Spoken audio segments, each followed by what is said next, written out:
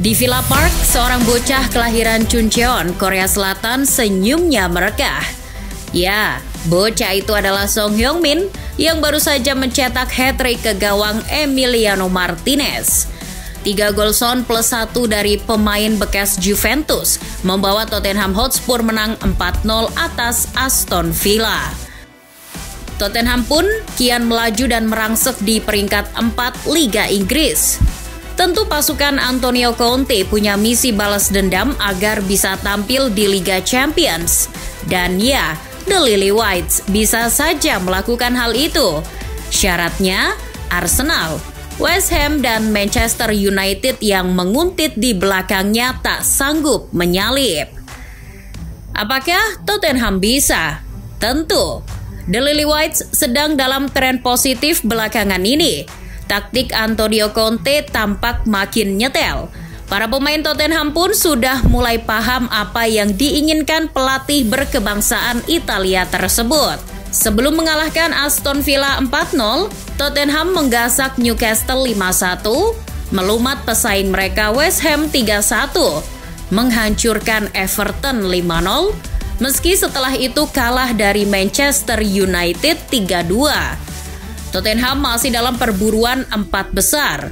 Setidaknya mereka kini sudah mengumpulkan 57 poin sampai laga kontra Aston Villa. Antonio Conte jelas punya ambisi untuk membawa Tottenham kembali ke jalur Liga Champions. The Lily Whites terakhir kali melakukannya musim 2018-2019 saat dilatih sang maestro Mauricio Pochettino dan bahkan Tottenham sampai ke final. Conte kurang lebih ingin mengulang kesuksesan itu. Apalagi kini skuad Tottenham juga mendukung untuk ke sana.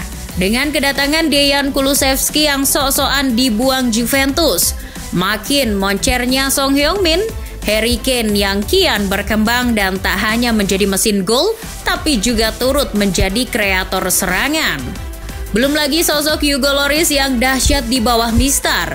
Sekarang lolos ke Liga Champions adalah hal yang sepele bagi Tottenham Hotspur. Terlebih pasukan Conte masih menyimpan sekitar 6 laga. Ke-6 laga itu pun beberapa hanya melawan tim-tim gurem macam Leicester City, Brentford, Norwich, dan Burnley. Sandungan terbesar Tottenham adalah ketika mereka harus menghadapi Liverpool pada 8 Mei mendatang. Dan Arsenal 5 hari berselang. Partai melawan Arsenal menjadi sangat menarik meski belum tentu menjadi laga penentu. Sebab Tottenham di putaran pertama takluk 3-1 atas Arsenal bulan November lalu.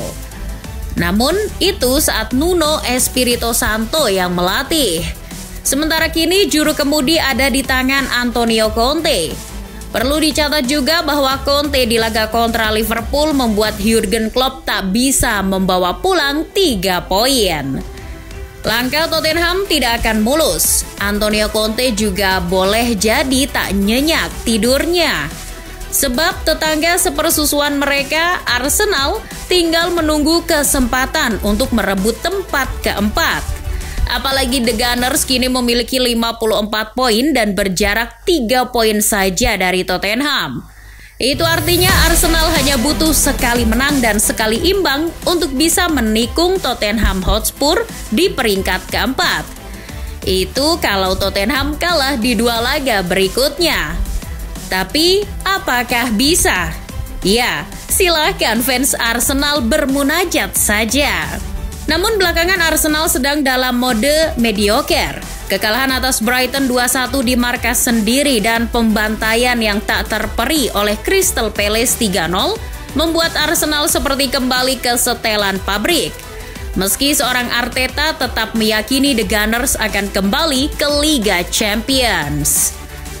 Keyakinan seorang Arteta tidak layak untuk kita caci maki. Selain karena ia adalah sosok yang selalu percaya proses, sebuah situs prediksi sepak bola, Fiverr 38, memprediksi bahwa kemungkinan Arsenal lolos ke Liga Champions per 6 April adalah 53%.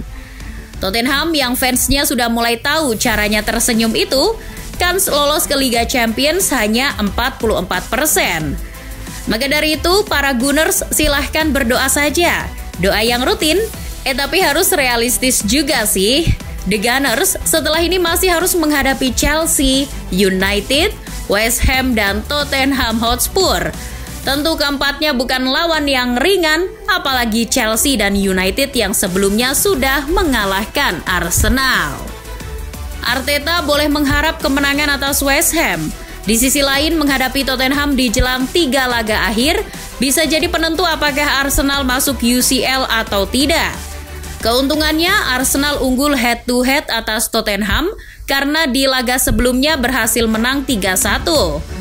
Meski sedang tampil impresif, Arteta tentu punya cara untuk menumpas Tottenham Hotspur. Kendati kehilangan Aubameyang, Arsenal masih punya sosok seperti Lacazette. Lacazette setidaknya tampil di 5 laga terakhir The Gunners. Ia bahkan mengalami peningkatan performa. Menurut Understat, nilai expected goals Lacazette di angka 1,32. Bukan hanya Lacazette, Arsenal juga masih punya Emil Smith-Rowe yang memiliki nilai expected goal 1,30. Meski harus diakui pertahanan Arsenal sedang buruk belakangan ini. Dari 5 laga terakhir sebelum menghadapi Sutton, The Gunners sudah kebobolan 7 gol. Jika Arsenal lengah, West Ham bisa jadi akan menyalipnya atau bahkan bisa menggantikan Tottenham di posisi keempat. Terlebih sampai pekan ke-32, West Ham berada di posisi 6 dengan mengumpulkan 51 poin, terpaut 3 poin saja dari Arsenal dan terpaut 6 poin dari Spurs. Namun perlu dicatat, pasukan David Moyes sebetulnya belakangan ini sedang tidak bagus. Di 5 laga terakhir saja sebelum kontra Burnley, West Ham sudah kebobolan 8 gol. Mereka bahkan belum lama ini kalah dari Brentford 2-0 dan Tottenham Hotspur 3-1, meskipun West Ham berhasil menggilas Everton 2-1. Jika West Ham ingin merangsek ke peringkat 4, Moyes dan anak-anaknya harus bekerja lebih giat lagi. Tapi itu sepertinya agak rumit, apalagi West Ham sudah bermain 32 kali sementara Arsenal baru 30 dan Tottenham 31. Lagi pula selain Arsenal, West Ham masih harus menghadapi lawan tangguh seperti Chelsea dan Manchester City di laga sisa. Sementara lawan mudah West Ham hanya Norwich dan Brighton. Ya, kalau tidak mampu menyalip Arsenal apalagi Tottenham, setidaknya West Ham masih punya harapan ke UEFA Conference League. Dan West Ham juga bisa membuat semua orang berterima kasih karena bikin Manchester United tidak bermain di kompetisi Eropa. Ngomong-ngomong soal Manchester United, sebenarnya MU agak diragukan bisa tampil di Liga Champions musim mendatang. Namun ya, supaya fansnya nggak ngamuk, kita masukkan saja MU sebagai pesaing Tottenham, Arsenal, dan West Ham. Meski sulit untuk mengakui bahwa MU bisa masuk 4 besar. Tak peduli MU hendak dilatih Ten Hag atau bukan, yang pasti setan merah hari ini sedang dalam masa idah alias menunggu. Apa yang ditunggu? Tentu saja trofi. Namun, alih-alih sebuah piala yang berkilauan, masuk 4 besar saja bagi MU susahnya setengah mampus. Kini pasukan Ralf Rangnick ada di peringkat 7 dengan 51 poin per 14 April 2022. Jarak poinnya dari Tottenham adalah 6 poin. Ya, setidaknya MU harus memenangkan 2 pertandingan agar poinnya menyamai Tottenham. Itu pun kalau Tottenham kalah dan itu pun baru menyamai doang. Masalahnya, mendapat 3 poin bagi MU sekarang itu sulitnya bukan main. Dari 5 laga terakhir saja MU hanya memenangkannya 1 kala bertemu Tottenham. Sisanya MU digiling City 4-1, remuk atas Everton 1-0 dan hanya mampu bermain imbang dengan Leicester dan Watford. Sudah dapat 3 poin susahnya setengah mati, di laga berikutnya MU masih harus berjumpa Liverpool dan Brentford. Lucunya lagi, sedang bapuk gini, MU tetap saja ngebet mencari manajer baru yang konon mau membangun ulang tim. Ya, keburu Arsenal juara UCL nanti.